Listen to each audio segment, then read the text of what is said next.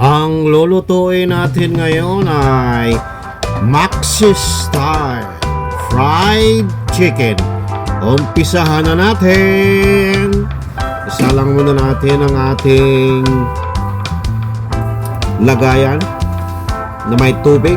Ilagay na natin ang ating garlic, onion, at saka ginger. Ilagay na natin ang ating curry powder. Lagyan ng asin, isang sakong asin. Ilagay na natin ang ating chicken. Ilagay lang natin. Yan. Pagkatapos ilagay, takpan naman natin. Takpan at pakukuluan ng 10 araw. Pagkatapos ng 10 araw, babaliktarin na natin yan. Babaliktarin muna natin. Babaliktarin. Yun. Babaliktarin.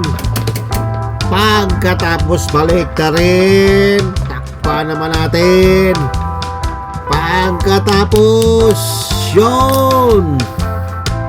Babaliktarin natin ulit yan. Parang hindi pa luto. Babaliktarin natin ulit. Babaliktarin natin.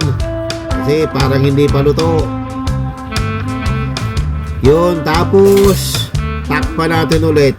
Pakukuluan muna natin ng 1 araw ulit. At pagkatapos ng 1 araw, hahanguin na natin yan. Hahanguin na natin. Yun.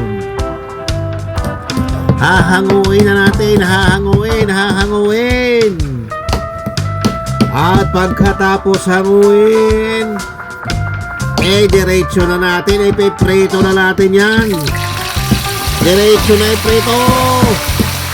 Yan. Prito lang natin. Tapos, baliktarin naman natin. Babaliktad lang natin. Baliktad. Yun, mukhang crispy na yan Baliktarin lang natin. At pagkatapos ibaliktad, itagilid naman natin. Itagilid naman natin yan. Tatagilid muna natin. Tatagilid. Yun. Tatagilid muna natin. Yan. Tagilid muna. Para crispy yan sa tagiliran. At pagkatapos itagilid ulit sa kabila. Itagilid muna natin sa kabila. Tatagilid natin sa kabila yan. Tatagilid. Yun. Ganyan.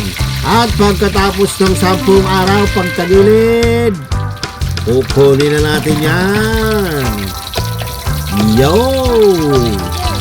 Mukhang masarap na yan Wow. Crispy na yan Yan na. Hahanguin na natin. Kain na.